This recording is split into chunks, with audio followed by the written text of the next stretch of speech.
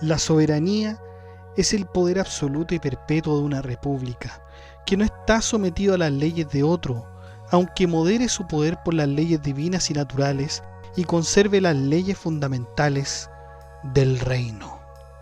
Mas dentro de la república solo hay un soberano verdadero, pues si hubiera varios con igual poder, ninguno sería soberano.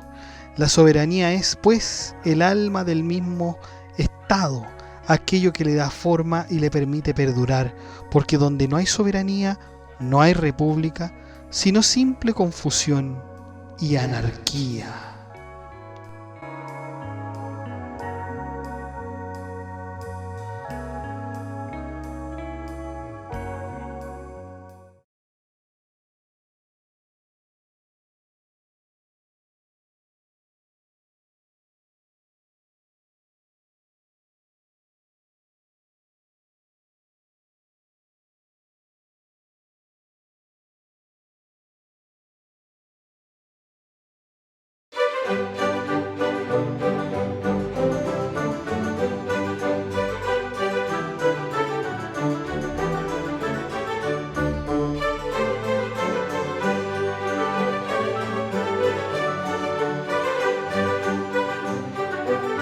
Hola a todos los amigos de Filosofía Apuntes.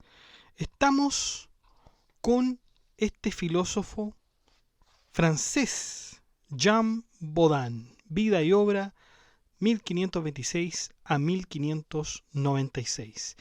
Es una figura central en el desarrollo de la teoría política moderna, cuyas ideas sobre la soberanía, la justicia y la economía tuvieron una gran influencia en la formación de los estados modernos.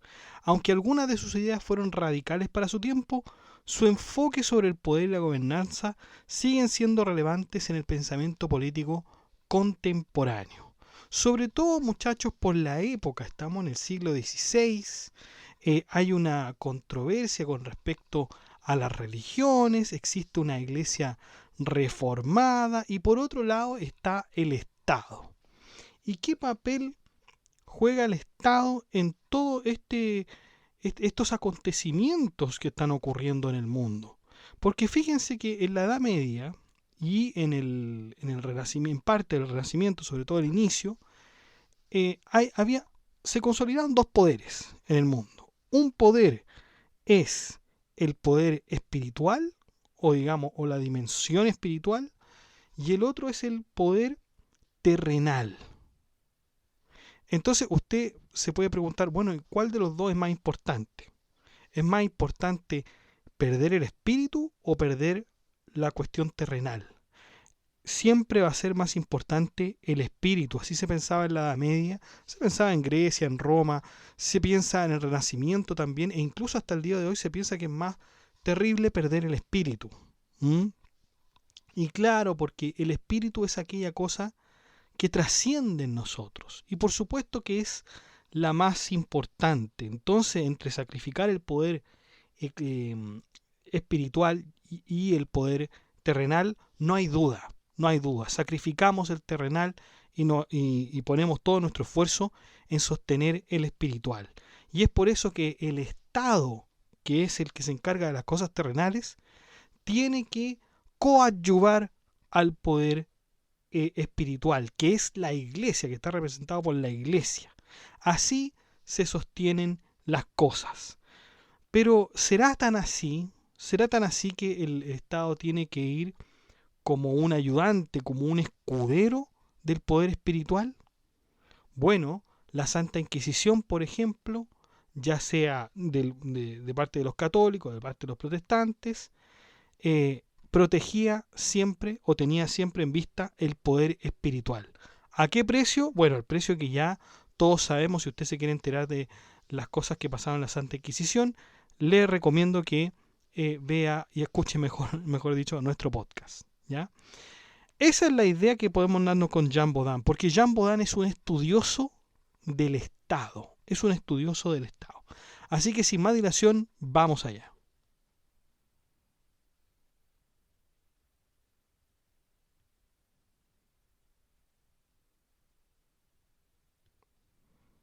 Bueno, Jean Bodin o Juan Bodino también le pueden decir ustedes, o Jean Bodin también puede ser, nació en Angers en junio de 1530.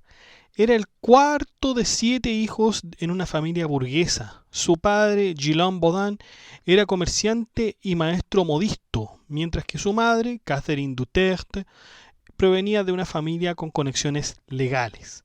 A pesar de rumores, sus padres no eran de origen judío. Bodin fue educado en los Carmelitas de Angers y en 1545 se unió al convento de los Grands Carmés, de los Carmelitas, de París como novicio para estudiar filosofía bajo Guillaume Prévost. Allí estuvo expuesto tanto a la filosofía escolástica medieval como al humanismo renacentista. Estudió hebreo y griego con destacados maestros y pudo haber presenciado la ejecución del humanista Étienne Dolet en 1546. Entre 1547 y 1548 parece haber estado involucrado en un proceso por herejía, pero en 1549 fue liberado de sus votos monásticos con la ayuda del obispo de Angers. Posteriormente estudió Derecho en Toulouse y se convirtió en profesor de Derecho romano, donde escribió varios tratados que luego pidió fueran quemados. En el siglo XVI, la Universidad de Toulouse, una de las más grandes de Francia, con más de 4.000 estudiantes, tanto locales como extranjeros, enfrentaba críticas por sus métodos tradicionales de enseñanza del derecho. Se había introducido una nueva forma de interpretar el Código de Justiniano en universidades italianas como Bolonia y Padua, que criticaban los métodos antiguos de Toulouse. Profesores visitantes y académicos franceses que estudiaron en Italia bajo Alciati también impulsaban estas críticas. La escuela de los posglosadores, lideradas por Bartolus de Sassoferrato o Bartolo de Sassoferrato, había intentado aplicar el código y la glosa a las condiciones del siglo XIV, usando métodos escolásticos. Este método de la glosa consistía en unas anotaciones marginales, que eran las glosas, para explicar, aclarar y armonizar los textos jurídicos, muchas veces oscuros o contradictorios.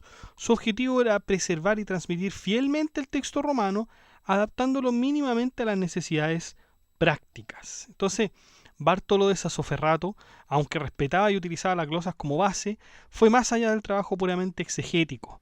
Él pertenece a la escuela posglosadora del siglo XIV, también conocida como Escuela de los Comentaristas, cuyo método consistía en desarrollar comentarios extensos y sistemáticos sobre el derecho romano, buscando adaptarlo a las realidades políticas, sociales y económicas de su tiempo, especialmente a las necesidades de los estados y ciudades italianas medievales. Así decía Bartolo, glosa non es lex, la glosa no es ley.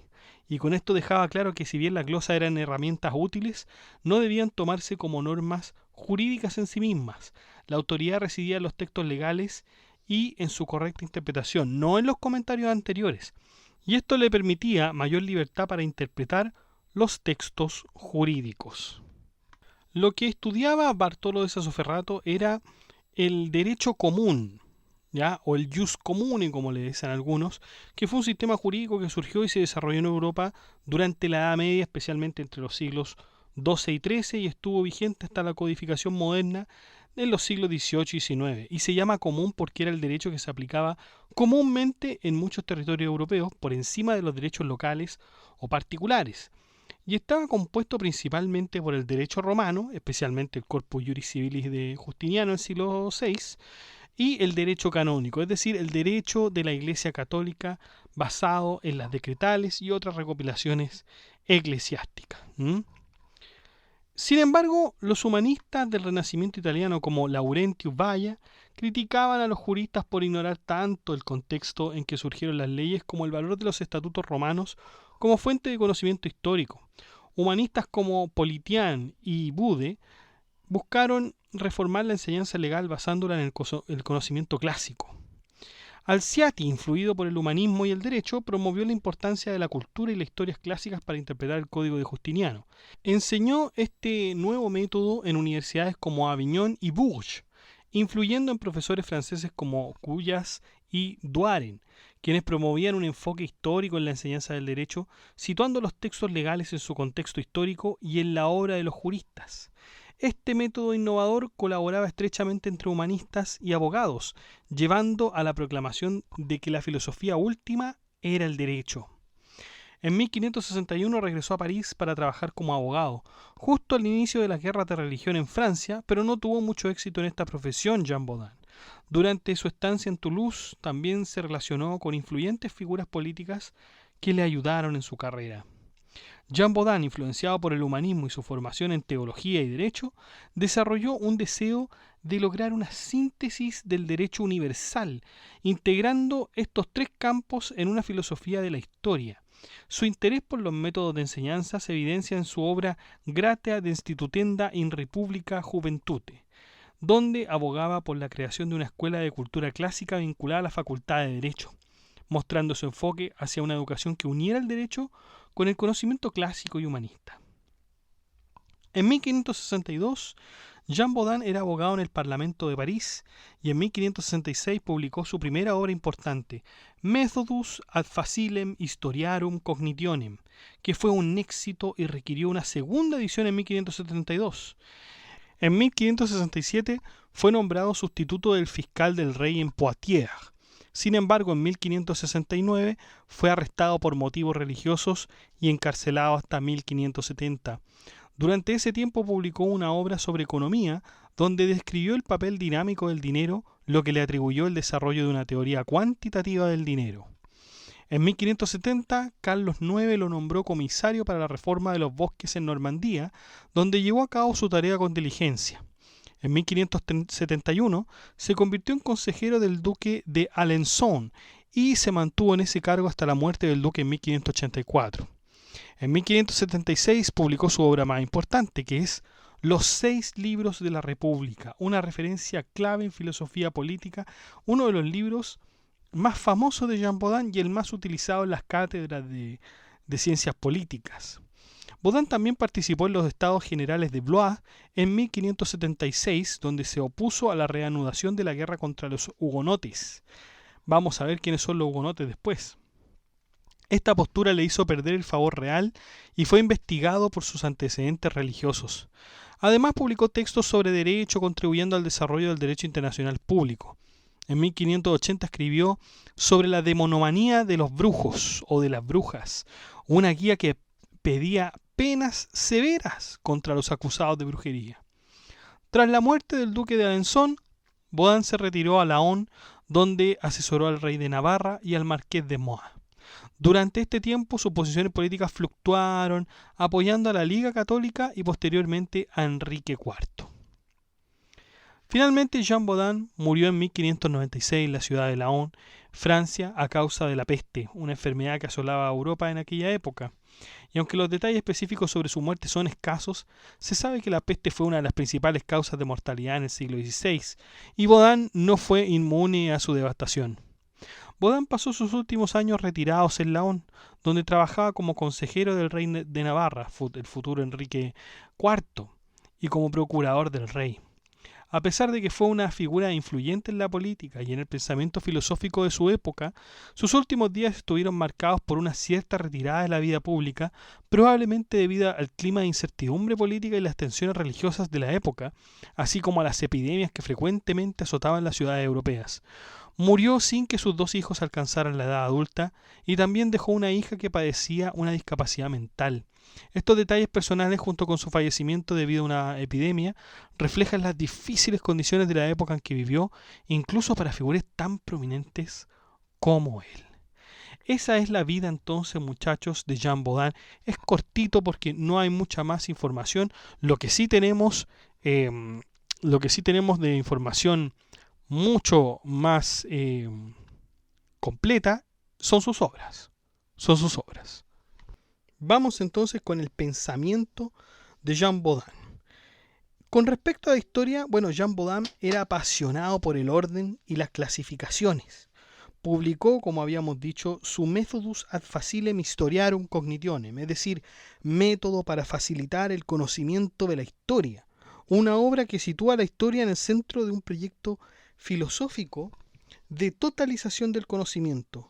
Bodin consideraba que la historia ofrecía lecciones útiles para establecer leyes y en su obra abogaba por un método para organizar y clasificar la enorme cantidad de datos históricos. A lo largo de 10 capítulos, Baudin proponía un sistema para clasificar los datos históricos y compararlos con el objetivo de evaluar las constituciones políticas y extraer lecciones prácticas para la ciencia política.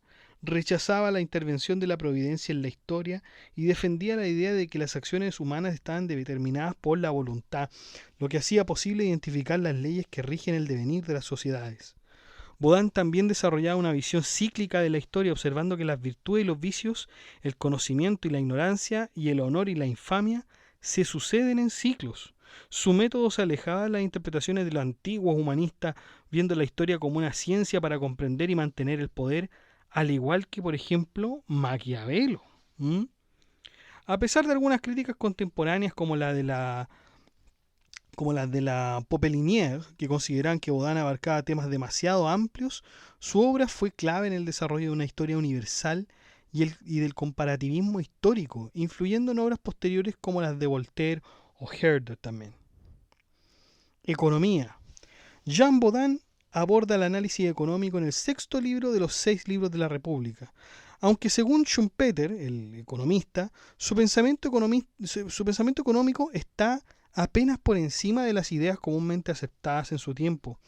Sus principios de tributación representan un avance hacia las ideas que Adam Smith desarrollaría en La riqueza de las naciones. Baudin defendió claramente la libertad de comercio, afirmando que para la grandeza de un reino, el comercio debía ser franco y libre, anticipando las tesis liberales por 2 siglos. En 1563, la Cámara de Cuentas de París inició un estudio para investigar la relación entre el aumento de precios y la depreciación de la moneda. En 1566, Jean de Malestroit publicó Las paradojas del señor Malestroit sobre el hecho de las monedas, donde atribuía la subida de precios a manipulaciones monetarias. Jean Baudin, insatisfecho con este análisis, respondió en 1568 con su obra Respuestas a las paradojas del señor de Malestroit, donde argumentaba que el aumento de precios no solo se debía a la depreciación de la moneda, sino también a la llegada de oro y plata del Nuevo Mundo, la existencia de monopolios, los gastos de los reyes y las manipulaciones monetarias además. Aunque la tesis de Baudin sobre la influencia de la llegada de metales preciosos no era completamente novedosa, pues ya había sido esbozada por autores como Martín de Azpilcueta, que nosotros ya lo hemos visto latamente, hemos visto sus obras y cómo él predijo esta cuestión de la llegada de los metales, etcétera. Bueno, no, más que lo predijo, lo explicó, ¿no? Explicó el fenómeno inflacionario. Aunque podríamos decir también que Martín de Azpilcueta no fue el primero que propuso esta idea de que la inflación se producía por la llegada de oro y plata o de los metales preciosos, porque en realidad Martín de Azpilcueta lo había sacado de Rodrigo de Porto, del fray Rodrigo de Porto, que podríamos decir que él fue uno de los primeros que identificó esto, sino que el primero, yo creo. Pero lo que hizo Baudin sí es presentar una de las primeras bases de lo que más tarde se conocería como la teoría cuantitativa del dinero. Y también es porque a los filósofos, pensadores de la escuela de Salamanca, se los descubrió hasta hace muy poco, muchachos. Hasta hace muy poco se descubrió que estos pensadores también habían desarrollado una interesante teoría sobre la economía. Entonces Baudin generalmente siempre se quedaba con el crédito de que él había poco menos que identificado este problema, pero no era así. Sigamos con Baudin entonces. El Estado de Derecho. La definición que Baudin nos da para la palabra Estado es la siguiente. El Estado es un conjunto de familias y sus posesiones comunes gobernadas por un poder de mando según la razón. Jean Baudin deseaba repensar el derecho romano desde una perspectiva universal, más allá de las fronteras nacionales, y esto se refleja en su obra Juris Universi Distributio, en 1568, en la que buscaba sistematizar el derecho romano mediante dicotomías para reducir los riesgos de interpretación subjetiva en la justicia.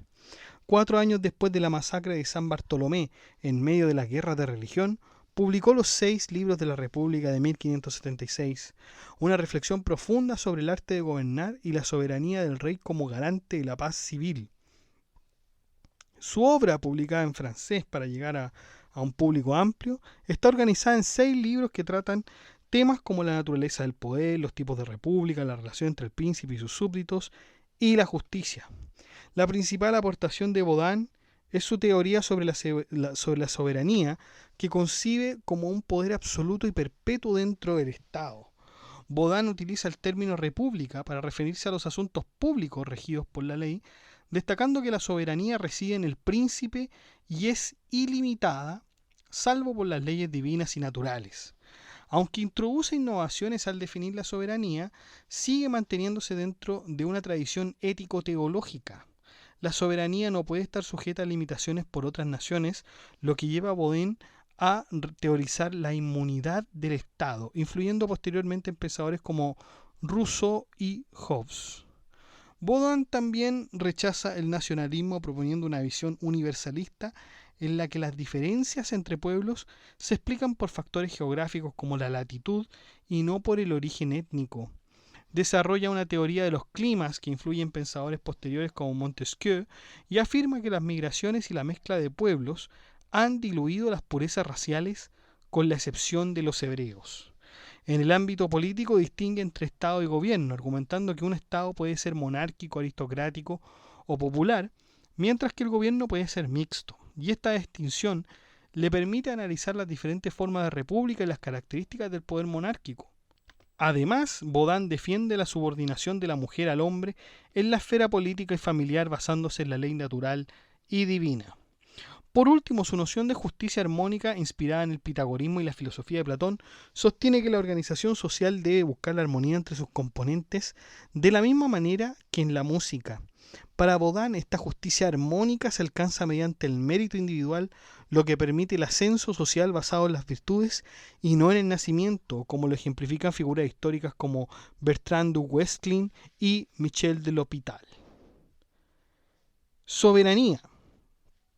En los 6 libros de la República, Jean Baudin define la soberanía, como habíamos dicho, el poder absoluto y perpetuo de una república.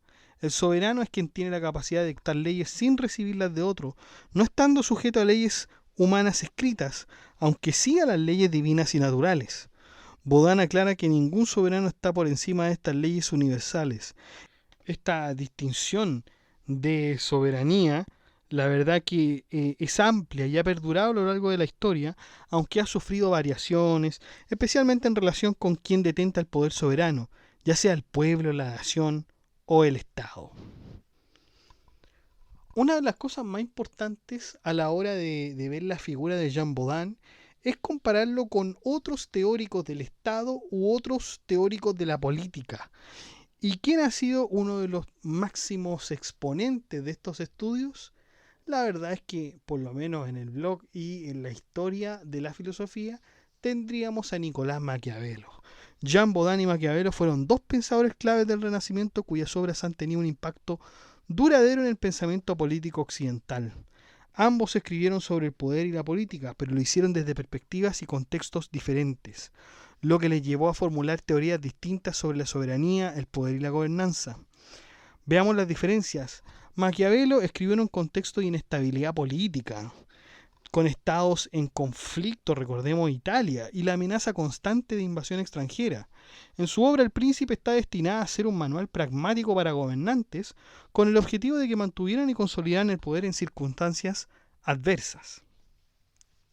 En cambio, Baudin escribió en un contexto marcado por las guerras de religión en Francia.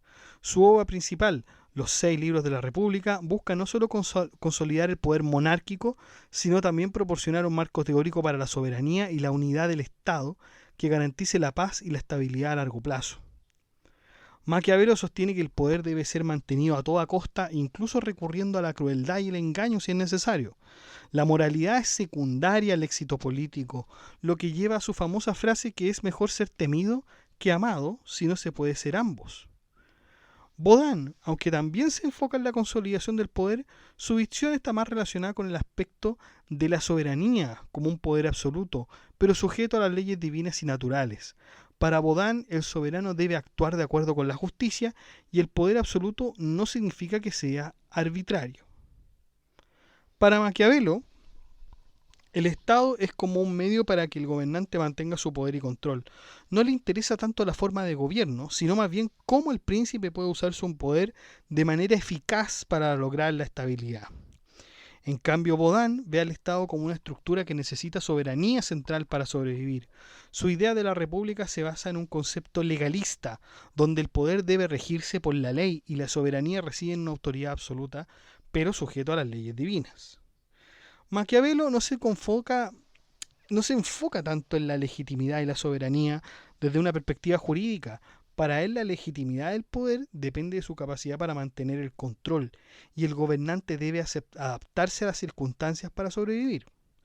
En cambio, Baudin introduce el concepto de soberanía como el poder absoluto y perpetuo dentro de un Estado. El soberano tiene el derecho exclusivo de hacer y deshacer leyes, aunque está limitado por las leyes divinas y de la naturaleza. Maquiavelo defiende una separación entre la moralidad y la política. El éxito y la eficacia del gobernante son lo más importante, lo que puede requerir medidas inmorales e injustas. Claro, acuérdense que nosotros habíamos visto a Maquiavelo en el podcast, así que se lo recomiendo si no lo ha escuchado. Pero claro, la visión de Maquiavelo era la siguiente, o sea, un, un príncipe puede romper sus promesas si las circunstancias así se lo exigen. ¿Mm? Así que todo está desde un punto de vista pragmático para Maquiavelo. Y Baudin, aunque defiende el poder absoluto, su visión está más moralmente orientada. La soberanía debe ser ejercida de acuerdo con principios de justicia y respeto a la ley natural y divina. En resumen, mientras Maquiavelo ofrece una visión pragmática y a menudo cínica del poder político, enfocada en la supervivencia del gobernante, Baudin desarrolla una teoría más estructurada y normativa sobre la soberanía y el derecho, orientada a la creación de un Estado fuerte y ordenado basado en la ley y la justicia. Vamos con el teatro universal. El teatro de la naturaleza universal de Jean Baudin, publicado como un diálogo entre un maestro y un discípulo, muestra su interés por una explicación sistemática de los fenómenos naturales, aunque a menudo recurre a la experimentación personal como en la alquimia o la física. Sin embargo, algunas de sus observaciones eran incorrectas y su enfoque a menudo incluía elementos bíblicos y mitológicos, lo que lo alejaba de los avances científicos de su tiempo. Baudin rechazaba la teoría heliocéntrica de Copérnico y Galileo, apoyándose en la Biblia y en Ptolomeo para defender una visión geocéntrica. Aunque no fue un científico destacado, Baudin se mostró como un etnólogo interesado en las culturas, especialmente la del Islam.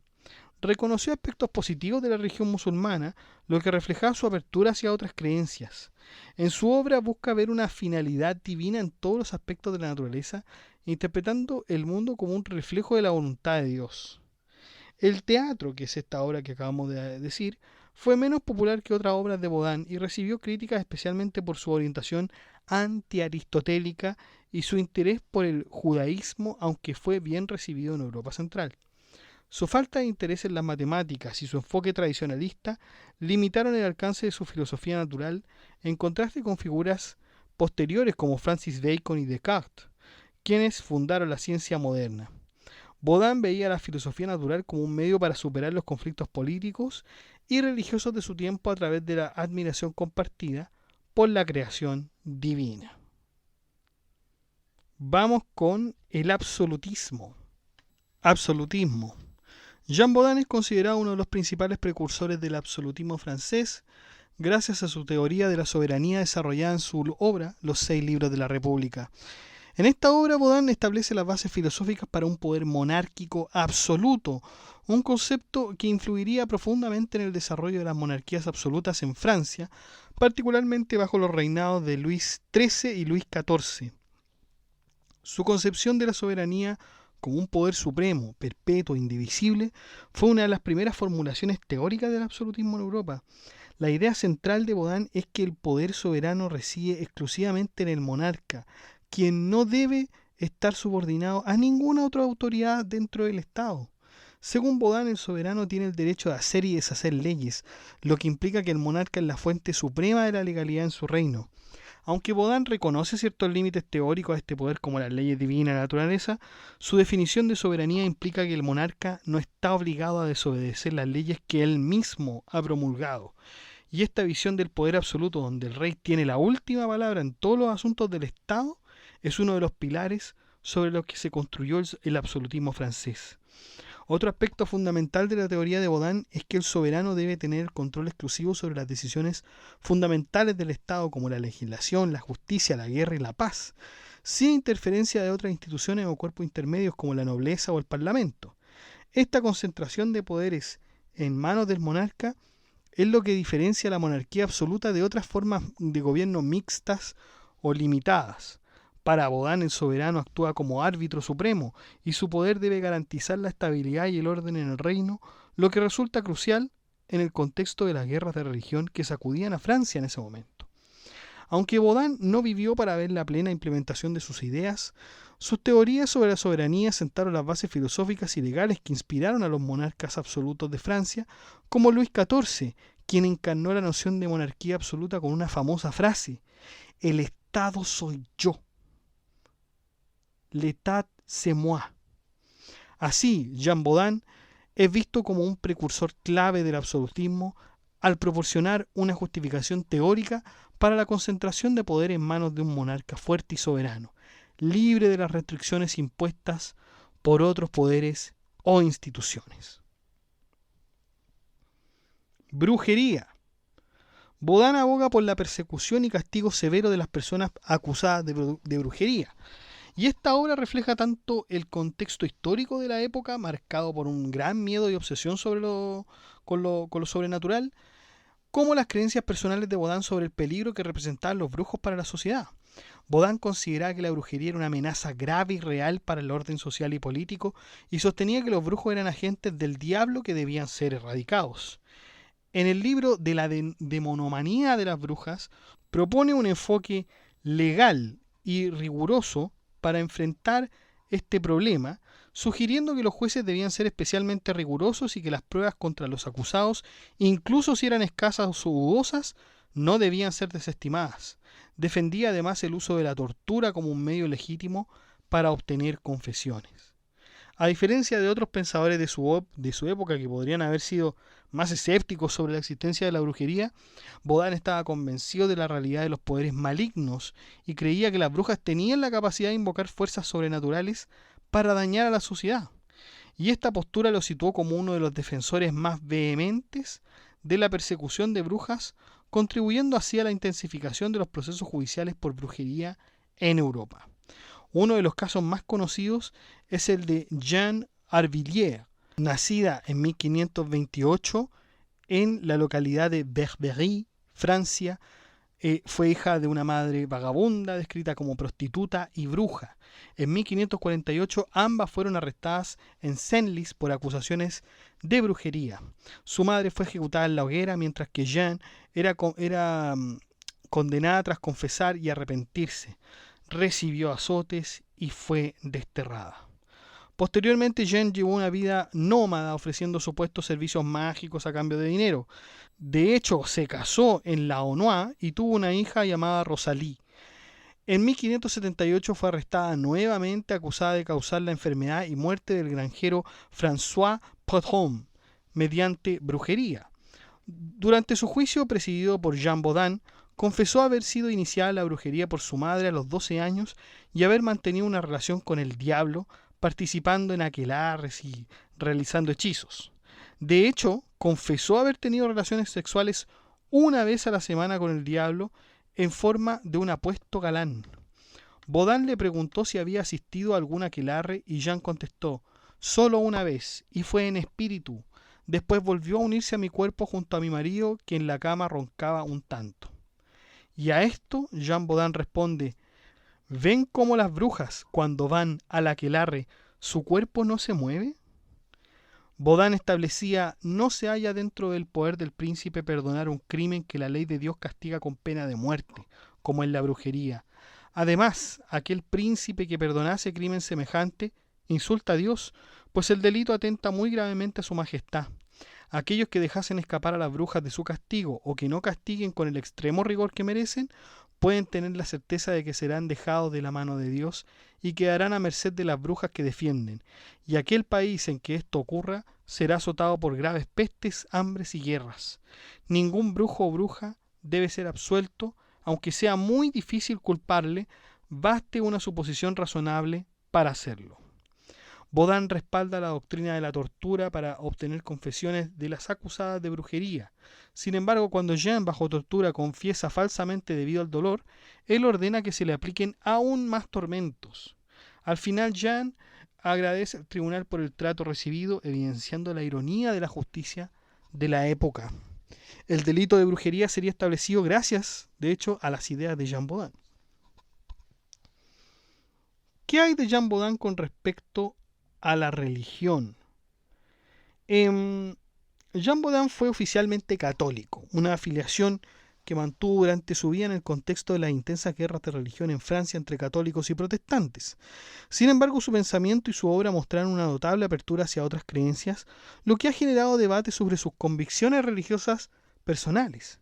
En una época en que las posturas religiosas eran rígidas y conflictivas, Baudin defendió la necesidad de mantener la paz a través de la tolerancia religiosa, lo que lo hizo sospechoso para algunos contemporáneos católicos.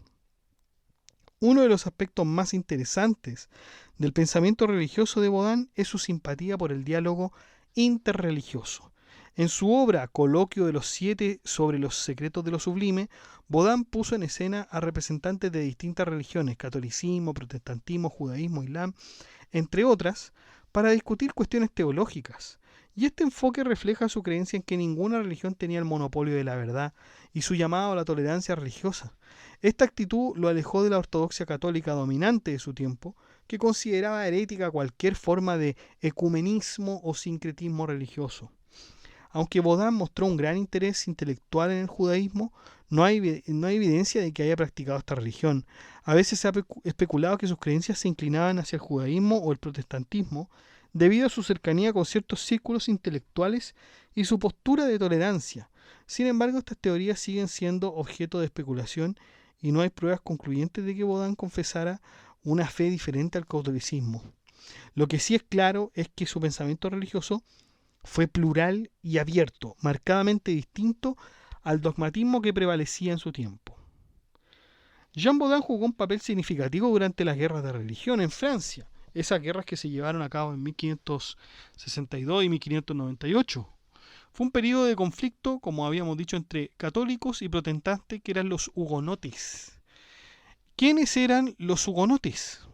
Eran protestantes franceses del siglo XVI, seguidores principalmente de la doctrina de Calvino, Juan Calvino. En un contexto de Francia mayoritariamente católica, los hugonotes representaron un importante grupo religioso y político que buscaba libertad de culto y protección frente a la persecución católica. De hecho, la palabra hugonote posiblemente deriva de un término peyorativo usado por los católicos franceses relacionado con la palabra alemana Eidgenossen, es decir, confederados. Y otras teorías lo asocian a la leyenda local de Ginebra. En cualquier caso, hugonote pasó a identificar a los protestantes franceses. Entonces, los hugonotes fueron protagonistas de las llamadas guerras de religión en Francia, enfrentamientos sangrientos entre católicos y protestantes, y el que más se destaca, como habíamos señalado antes, es la matanza de San Bartolomé en 1572, cuando miles de hugonotes fueron asesinados en París y otras ciudades durante la noche y los días siguientes. Y después fue promulgado por el rey IV de Francia el edicto de Nantes, que de alguna forma reconoció a los hugonotes libertad de culto en ciertas regiones, se les otorgaron derechos civiles y políticos, y fue un intento de poner fin a las guerras religiosas. Después, claro, en 1685 el rey Luis XIV revocó el edicto de Nantes con el edicto de Fontainebleau, lo que desató una nueva persecución contra los hugonotes, y esto provocó que muchos de ellos huyeran a otros países como Suiza, Países Bajos, Alemania, Inglaterra y América. Algunos incluso llegaron a América del Sur, aunque en menor medida. Esos eran los hugonotes. Y aunque Jean Baudin no fue un líder militar, ni directamente involucrado en las confrontaciones armadas, su contribución más importante a esta guerra fue su enfoque teórico y la defensa de la tolerancia religiosa como una forma de resolver los conflictos. Baudin, a través de su obra y participación en la política francesa, defendió la necesidad de una paz civil basada en la separación entre religión y política, lo que le llevó a formular ideas claves que contribuyeron a mitigar las tensiones religiosas en su país. Su concepto de soberanía, desarrollado en los 6 libros de la República, es fundamental en este sentido.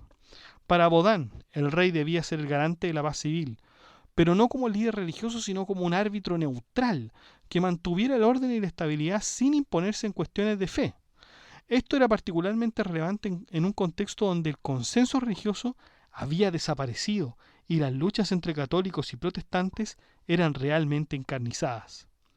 Baudin fue delegado además de los Estados Generales de Blois en 1576, un momento clave en la guerra de religión, donde se discutía la posibilidad de reanudar las hostilidades contra los protestantes. Y en esta reunión, Baudin se opuso firmemente a la reanudación de la guerra y defendió una negociación. Creía que la imposición forzada del catolicismo no haría sino prolongar el conflicto y perjudicar a la nación, y esta postura le hizo perder el favor de algunos sectores católicos más radicales que veían con malos ojos la tolerancia hacia los hugonotes. Baudin también se opuso a la idea de que la guerra religiosa fuera una solución para resolver diferencias, proponiendo un cambio en enfoque laico y pragmático del poder. En este sentido, su contribución fue más ideológica que militar, ya que proporcionó un marco conceptual que favorecía convivencia pacífica entre dos credos. La contribución entonces de Jean Baudin a la guerra de religión no fue a través de la confrontación directa, sino mediante ideas de soberanía y paz civil. Vamos con la influencia que dio finalmente Jean Baudin. Influyó notablemente en Thomas Hobbes, especialmente en su obra Leviatán de 1651, donde Hobbes desarrolló una teoría del absolutismo basada en la soberanía indivisible. Aunque Hobbes llevó esta idea más lejos al justificar el poder absoluto del soberano mediante un pacto social, ambos compartían la convicción de que un poder fuerte y centralizado era esencial para mantener el orden. Hobbes adoptó el concepto bodiniano de soberanía absoluta, argumentando que el soberano no puede estar limitado por ninguna otra autoridad dentro del Estado, reflejando así la influencia de Baudin en su pensamiento. Jean-Jacques Rousseau también, aunque las ideas de Rousseau sobre la soberanía se distancian del absolutismo monárquico de Baudin, hay una clara influencia en su noción de soberanía popular. En obras como El contrato social, Rousseau retoma el principio de que la soberanía debe ser absoluta e indivisible, tal como lo planteaba Baudin, pero en su caso la soberanía reside en el pueblo, no en el monarca. A pesar de las diferencias fundamentales, Rousseau utiliza conceptos de Baudin para desarrollar su teoría de un poder supremo que no puede dividirse, sentando las bases de su propia crítica a la monarquía absoluta. También influyó en Jacques Bening Bossuet, el defensor más conocido del absolutismo en Francia. También fue influido por Baudin, y en su obra Política sacada de las palabras de la Sagrada Escritura, Bossuet defendió la monarquía de derecho divino, utilizando muchos de los principios de Baudin que había desarrollado en su teoría sobre la soberanía. Bossuet justifica el poder absoluto del monarca como un mandato divino, pero la idea de que el rey debe tener un poder supremo e indivisible se basa en las ideas seculares de Baudin. Charles Loiseau era jurista francés, tomó la idea de soberanía de Baudin y las aplicó al derecho y las estructuras jerárquicas de Francia, en su obra Tratado de los órdenes y simples dignidades de 1610. Este filósofo expandió el concepto de soberanía de Baudin al ámbito del derecho francés, ayudando a consolidar la idea de que el monarca debía tener el control absoluto del Estado sin estar sujeto a los poderes intermedios. Su interpretación de las ideas de Baudin ayudó a cimentar el absolutismo que caracterizaría a Francia durante los reinados de Luis XIII y Luis XIV. Otros que vieron en Jean Baudin una figura importante fue Cardin Lebret. En su obra Tratado sobre la soberanía del rey de 1632, siguió los pasos de Baudin al defender la soberanía absoluta del monarca. Lebret, al igual que Baudin, argumentó que el soberano debía tener el poder supremo sobre el reino y que ninguna otra autoridad debía restringir su capacidad de legislar. Lebret profundizó en las implicaciones legales de esta soberanía, ayudando a reforzar la doctrina del absolutismo en Francia del siglo XVII. Y esta idea de soberanía indivisible directamente imponida en Baudin influyó en la política francesa durante la era del absolutismo. Montesquieu. Aunque Montesquieu criticó las ideas absolutistas que Baudin defendía, también fue influido por su concepto de soberanía. En el espíritu de la ley de 1748, Montesquieu analizó y rechazó el absolutismo de Baudin, proponiendo en su lugar la separación de poderes como un remedio a los abusos del poder soberano absoluto. Sin embargo, la obra de Baudin fue un punto de partida clave para Montesquieu, que reconoció la importancia de sus ideas sobre la soberanía, aunque las utilizara para argumentar en favor de un sistema político más equilibrado y con mayores controles de poder. Y finalmente tenemos a un grande también que influyó, por el cual Baudin influyó mucho, que es don Hugo Grocio. Hugo Grocio, considerado uno de los fundadores del derecho internacional, también fue influido por las teorías de Jean Baudin sobre la soberanía. Aunque Grocio adoptó un enfoque más universalista y basado en el derecho natural, el concepto de que los estados soberanos tienen autoridad suprema sobre sus territorios y no deben estar sujetos a poderes externos tiene una clara raíz baudiniana. Grocio, al desarrollar sus ideas sobre el derecho de las naciones, tomó en cuenta las contribuciones de Baudin al entender la soberanía estatal como la base del orden legal entre las naciones. Bueno, muchachos, esa es entonces la vida y obra de Jean Baudin, 1530-1596. Una historia realmente interesante, unas ideas fundamentales que sirven incluso como presupuesto para el día de hoy. Porque en los tiempos de Jean Baudin era muy...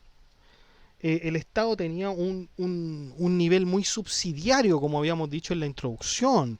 Era un poder que coadyuvaba al poder espiritual, que en ese momento era la Iglesia. Entonces, la Santa Inquisición, digamos, o la Inquisición católica y la Inquisición protestante, no cometían los asesinatos y sanciones que ellos imponían, no los cometían ellos. Ellos pedían al Estado que, digamos, se impusiera la fuerza para cometer aquellas atrocidades. ¿Por qué? ¿Y por qué el Estado estaba con esta función tan subordinada, tan dependiente, tan subsidiaria?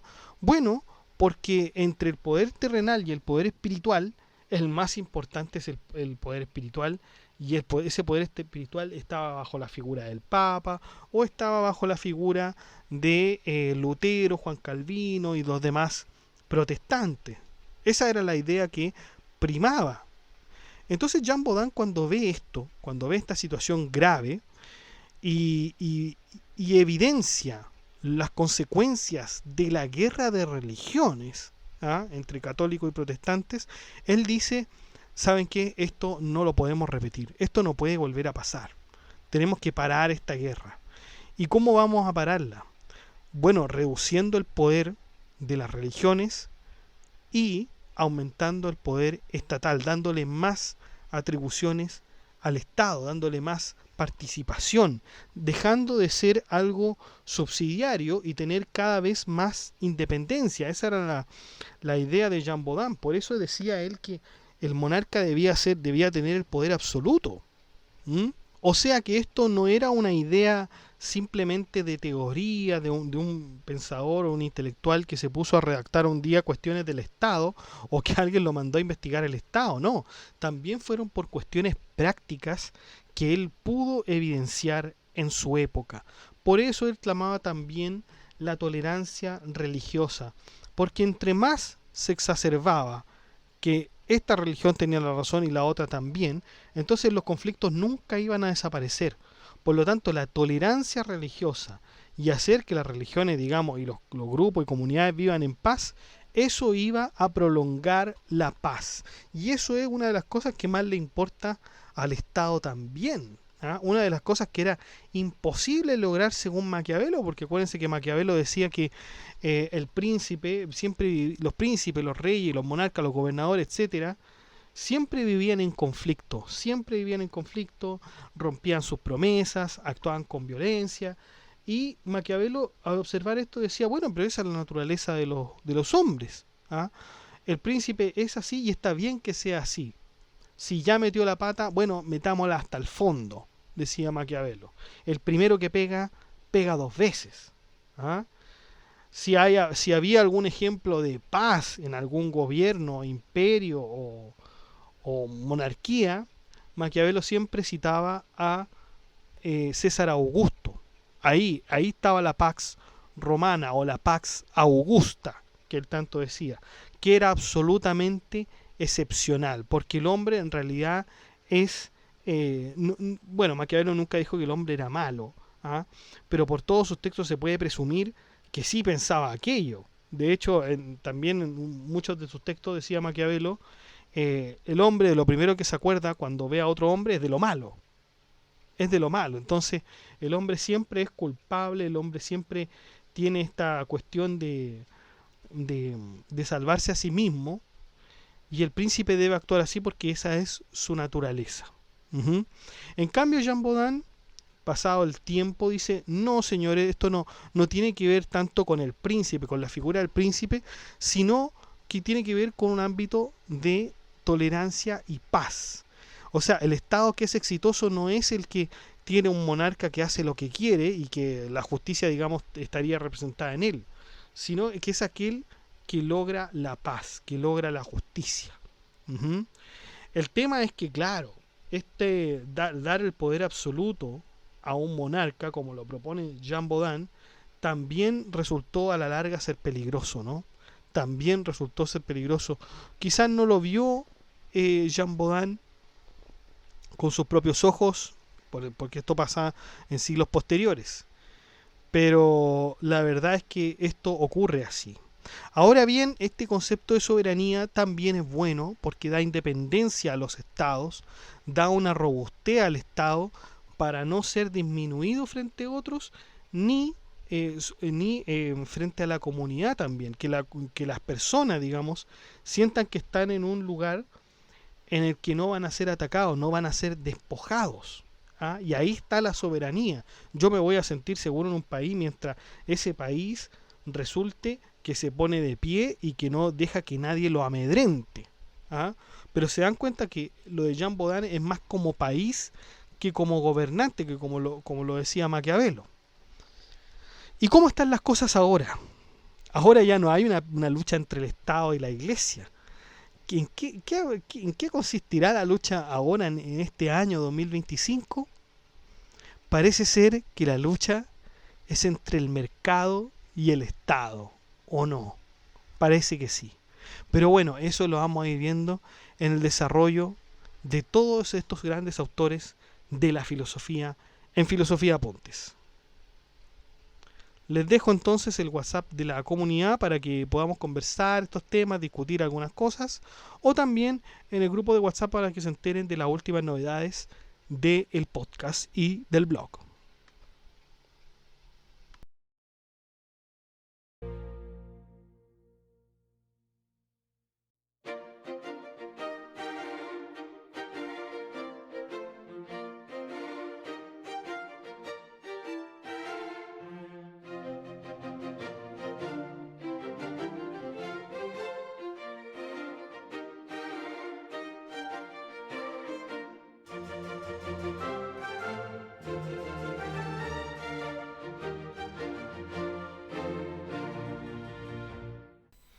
Bueno chicos, eso ha sido todo. Muchas gracias por escuchar este podcast. Si les ha gustado, dé like, comente, comparta, suscríbase, acceda al blog que está en la descripción del video, haga su aporte en PayPal o en Patreon. Saludamos a nuestros mecenas romanos que son Abstract Panicker, Ricardo, Jorge Ríos, Vicky Serra y Noecita, que colaboran con este proyecto de Filosofía Apuntes mensualmente. Un abrazo a todos. También saludamos a nuestro mecenas medieval, que es Gab Welter, que también colabora con una membresía un poco más alta que los mecenas romanos y que ya se ha mantenido en el tiempo apoyando este proyecto educativo. Muchas gracias, Gab Welter. Un abrazo también. Y usted puede ser colaborador en Filosofía Apuntes inscribiéndose en las membresías que aparecen en el botón unirse de cada video. Usted presiona el botón unirse, van a aparecer 4 membresías con distintos precios y usted puede elegir el que mejor le convenga. Si no le acomoda ninguno de esos precios, de todas maneras usted puede colaborar con Filosofía Apuntes haciendo clic en el botón gracias y poner la suma que a usted más le acomode. Que estén muy bien, cuídense, chao.